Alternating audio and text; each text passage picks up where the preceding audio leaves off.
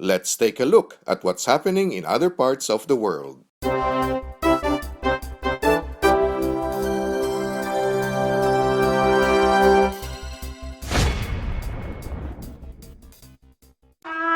The Eagle has landed.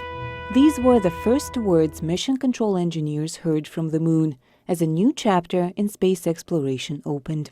We've just landed in the moon, and the crew shuts down the engine, and now while the world celebrates, my team has to keep working because we have to make sure it is safe to remain on the surface of the moon.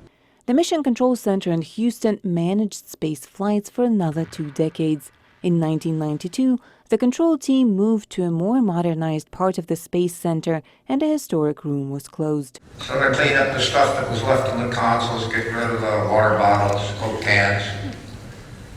There was stuff occasionally in waste baskets that were around there, but basically this place was not representative of historic mission control.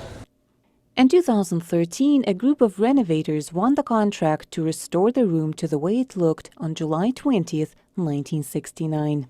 35 interviews with the flight controllers, and they sat at each console and pointed out what buttons they interacted with the most and what they did at their console, and it really helped the restoration process to be able to figure out, what was most important at that console. The renovators spent 5 years doing meticulous research. The biggest challenge was restoring the consoles and making sure the big screens, the largest and most visual elements in the room, looked exactly as they did half a century ago.